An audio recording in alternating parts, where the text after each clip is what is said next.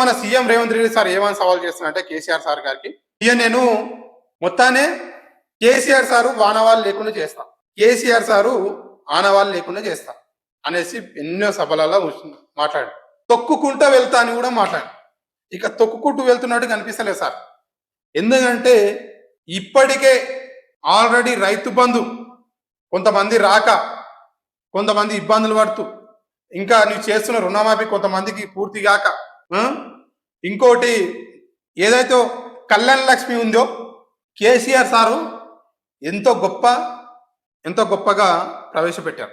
మరి దానిని మీరు ఎవడో ఒక వ్యక్తి కోర్టులో కేసు వేస్తే దీనికి జీవో లేదనేసి, ఆ జీవో మిన్నే ఇస్తున్నారు, దీనికి చట్టబద్ధత లేదనేసి ఒక వ్యక్తి కేసు వేస్తే దానికి మీరు కౌంటర్ వేయకుండా, ఏమి కూడా జవాబు ఇవ్వకుండా మీరు దాన్ని సైలెంట్గా దాన్ని స్టే తీసుకొచ్చేలాగా చేశారు. ఎందుకంటే మీరు కళ్యాణ లక్ష్మితో పాటు తులం బంగారం కూడా ఇస్తాం అనేసి మీరు మాట ఇచ్చారు.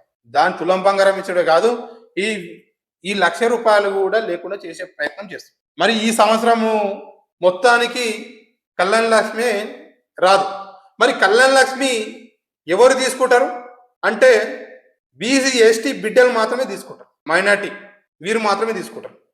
ఎందుకంటే సాధారణంగా ఒక అమ్మాయిని, ఇంట్లో అమ్మాయిని పెళ్లి చేస్తూ ఎత్తియనికే పైసలు లేని పరిస్థితిలో ఆ రోజు కేసీఆర్ సారు దేవునిలాగా వచ్చి కళ్యాణ లక్ష్మి అనేసి 51,000 తీసుకొని వచ్చాడు. ఆ తర్వాత దాన్ని ₹1,00,000 పెంచాడు. మరి ఇలా పెంచుతూ పోతూ మీరు దాన్నే తుంగలు కొట్టాలి. ఇది ఎవరిది అంటే కేసీఆర్. ₹1,00,000 కళ్యాణ లక్ష్మి ఎవరిది అంటే కేసీఆర్. అది ఒక్కటే వినబడుతుంది ప్రజలలో. నువ్వు రైతు బీమాని పెట్టినా కానీ, మీరు రైతు భరోసా అని పెట్టినా అని ప్రజలలో ఏం వినబడుతుంది తెలుసా? రైతు బందే అని వినబడుతుంది. మాకు ఇంకా రైతు బంధు రాలేదు అని అంటున్నారు కానీ ప్రజలు, మాకు ఇంకా రైతు బంధు రాలేదు అని అంటున్నారు కానీ రైతు భరోసా వచ్చింది అని అంటలేరు. రైతు భరోసా వచ్చింది అని అంటలేరు. కాబట్టి ప్రజల ఒకటే గుర్తుపెట్టుకోవాలి. ఇంకోటి రైతు బీమా, ఇది కూడా ఆఫ్ చేయడం అని జరిగింది. మరి రైతు బీమా ఆఫ్ చేయడంలో మరి కారణాలు ఎందుకు ఉన్నాయో ఏమో తెలియదు. మరి ఎందుకు ఇది బంద్ చేసిండో ఏమో తెలియదు. మరి బంద్ చేయాల్సిన పరిస్థితి వస్తే మీరు అంటున్నారు, ఏమని మాట్లాడుతున్నారు, కుటుంబ బీమా కల్పిస్తాము. కుటుంబ బీమాలో ఒక రైతుకే కాదు, మొత్తము పేద మధ్య తరగతి భూమి లేని వాళ్ళు అందరికీ కూడా ఈ కుటుంబ బీమా వస్తుంది, కుటుంబ పెద్ద చనిపోతే అనేసి మీరు మాట్లాడుతారు. సంతోషం. మరి ఇది ఎట్లా అమలు చేయాలి? నువ్వు రైతు బంధు బంద్ చేసి అమలు చేస్తావా? రైతు బంధు బంద్ చేసి అమలు చేస్తావా? ఇది అమలు చేసిన తర్వాత కదా అది బంద్ చేయాల్సింది. ఇది అమలు చేసిన తర్వాత కదా అది బంద్ చేయాలి. దాన్ని బంద్ చేసి మరి ఇది ఎన్ని సంవత్సరాలు మళ్ళీ అమలు చేయడానికి ఎన్ని సంవత్సరాలు తీసుకోవతావో అది నీకే తెలియాలి. ప్రజలారా, కేసీఆర్ గారు తీసుకొచ్చిన ఒక్క పథకం కాదు, ఇంకా మిషన్ భగీరథ అనే పేరుతోటి ఇంటింటికి వాటర్ తీసుకొని వచ్చాడు. ఇంకా అదే మాట్లాడుతుంటే అసలు మర్చిపోలేదు. ఈరోజు హాస్పిటల్లో కూతురు కానీ కొడుకు కానీ పుట్టినప్పుడు కేసీఆర్ కిట్ అనేసి ఇస్తుండ్రి. మంచిగా 11,000 10,000 ఎంత ఇస్తుండ్రి, నాకు సంథింగ్ నాకు యాలేదు, 11-10,000 ఏమి ఇస్తుండ్రి. మళ్ళా దాంతోపాటు కేసీఆర్ కిట్ ఆ బేబీకి కావాల్సినవి ఏది కనీసం తావాళ్ళ కానుంచి పూర్తిగా మంచి క్వాలిటీ తోటి, మంచి హిమాలయ సోప్స్ తోటి, మంచి నాణ్యత గల సోప్స్ తోటి మంచి కేసీఆర్ కిట్ అనేసి హాస్పిటల్లో ఇస్తారు. మరి ఇది కూడా మీరు దీన్ని కూడా బంద్ చేశారు. కంటి వెలుగు, కంటి చూపు ఉంటుంది కదా దీని, అయితే ఇది కూడా ఎంతో అద్భుతమైన ఆలోచన. దీన్ని కూడా కేసీఆర్ తీసుకొని వచ్చి ఎంతో మందికి ఆపరేషన్లు చేస్తూ కళ్ళద్దాలు అందిస్తూ ఇవి చేస్తుంటే దీన్ని కూడా మీరు ఆఫ్ చేశారు. అవునా కదా? మరి ఎక్కడ నడుస్తున్నాయి ఇవన్నీ? నడుస్తున్నాయా ప్రజలారా? ఒక్కటన్నా స్కీమ్ నడుస్తుందా? రైతులకు సబ్సిడీలు అన్నారు. ఈరోజు ఎరువు కొనడానికి పోతే, ఎరువు బస్తాలు కొనడానికి పోతే ఈ యాప్, కొంతమంది చదువు రాదు, కొన్ని ఇళ్ళాలు ఇప్పటికి కూడా చదువు రాదు, వారి దగ్గర నువ్వు యాప్ వాళ్ళు బుక్ చేసుకోమంటే ఎక్కడికి బుక్ చేస్తారు? ఆఫీస్లోకి వెళ్ళిపోతే ఇక మీ వాళ్ళు ఉంటారు, ఇక మొత్తం దోపిడీదారులు ఇల్లీగల్గా వాళ్ళ పేరు మీద వీళ్ళ పేరు మీద బుక్ చేసి పెట్టుకో, గత ముచ్చటి కాలం లేవు, అయిపోయినాయి. ఎరువు బస్తాలు కూడా దొరకట్లేవు.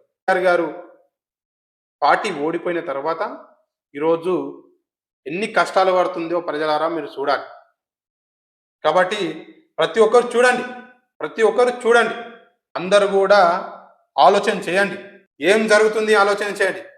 ఎక్కువ మాట్లాడితే ఈ ప్రభుత్వంలో కేసులు, జైలు పంపించడాలు, దౌర్జన్యం, అసలు చట్టాన్ని రాజ్యాంగానే తుంగలో తొక్కి వాడదంగి రాజ్యాంగానికి విరుద్ధంగానే వీళ్ళు పనులు చేస్తున్నారు. రాజ్యాంగానికి విరుద్ధంగానే వీళ్ళు పనులు చేస్తున్నారు. ఘోరాది ఘోరం.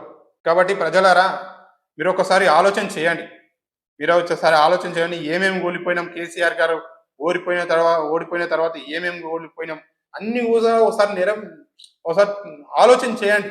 ఆలోచన చేసిన తర్వాత ఈ ఇలా ఉంటుంది, ఇలా ఎవరిది, మా సీతక్క బ్యాచ్ వీళ్ళందరిది ఉంటుంది సోషల్ మీడియా. వాళ్ళు అసలు అదేం లేదు. ఇంకొక విషయము నేను అడుగుతున్నా, రేషన్ కార్డులు వీళ్ళు అందించినామంటారు. ఓకే, సంతోషం. 10 ఏళ్లలో కేసీఆర్ అందించలేదు అంటారు. ఆన్ రికార్డ్ మై చూపిస్తా. తెలంగాణ రాష్ట్రం ఏర్పడ్డ తర్వాత మరి గతంలో అధికారంలో ఉన్న 10 ఏళ్ళు ఉన్న వాళ్ళు రేషన్ కార్డు ఇవ్వలేదు. In addition to the above, a total of 6,47,479 new food security cards covering 20,69,000 beneficiaries were issued in the state from 2016 to 2023. నేను చూపిస్తాను ఆన్ రికార్డు. ఆ టైంలో దాదాపు 1 సంవత్సరం పాటు రేషన్ కార్డులు ఇచ్చారు కేసీఆర్. కేసీఆర్ గారి పేర్ల రేషన్ కార్డులు వచ్చినాయా రాలేవా అని వేసుకుని నేను చూపిస్తాను. మరి ఇప్పుడు జరుగుతున్నది ఏంటంటే, అసలే రేషన్ కార్డులు మేమే అందించినామని మాట్లాడుతాం. సరే, అణగారిన కారణాల వలన, రాష్ట్రంలో పరిస్థితి బాగాలేని వలన కేసీఆర్ గారు ఇవ్వకపోవచ్చు. కానీ మీరు అంటున్నారు పేదోడికి అంటున్నారు. కానీ ఈ రేషన్ కార్డు వలన మనం ప్రభుత్వం దగ్గర పోయి భిక్షం, వాళ్ళేమో ఈ బియ్యం పైన కూడా 1000 కోట్ల కూలగొడతారు. మనమేమో అదే 2 రూపాయల కిలో బియ్యం ఇస్తున్నారు కదా అని మనం చూస్తాం. కానీ వాళ్ళ జేబులకు ఎంత పోతుందని మనం చూస్తలేం. వాళ్ళ జేబులకు ఎంత పోతుందని, పైకం ఎంత పోతుందని మనం చూస్తలేం. అన్ని కూడా దోపిడి దాడి వ్యవస్థ అయిపోయింది. ఏ వ్యవస్థ చూడు దోపిడి, ఎక్కడ చూడు దోపిడి. నేను 100% నేను ప్రూవ్ చేస్తా. ఏ వ్యవస్థలో ప్రూవ్ చేయమన్నారో చేస్తాను, 100% చేస్తా.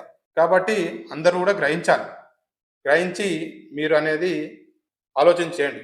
ఏది కూడా ఇప్పటికి కూడా కేసీఆర్ ఆనవాళ్ళు కాదు కదా, కేసీఆర్ను నీడ కూడా నీవు తాకలేవు. కేసీఆర్ ఆనవాళ్ళు చెడిపోయడం కాదు, కేసీఆర్ గారి నీడ కూడా నీవు తాకలేవు. ఇది మాత్రం గుర్తుపెట్టుకోండి. మీరు గుర్తుపెట్టుకోండి. కేసీఆర్ గారి నీడ కూడా మీరు తాకలేరు.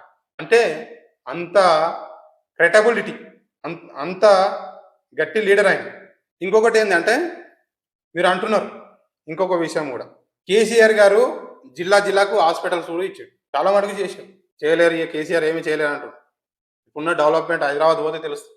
అసలు రేవంత్ రెడ్డి వచ్చిన తర్వాత అసలు ఒక సాఫ్ట్వేర్ కంపెనీ వచ్చింది లేదు. ఒక సాఫ్ట్వేర్ కంపెనీ హైదరాబాద్కి వచ్చింది లేదు. కాబట్టి ఆలోచన చేయండి.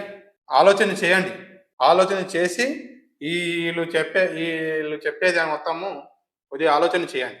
ఓకేనా ప్రజలరా? అందరూ నా ఛానల్ సబ్స్క్రైబ్ చేయండి, షేర్ చేయండి, కామెంట్ చేయండి.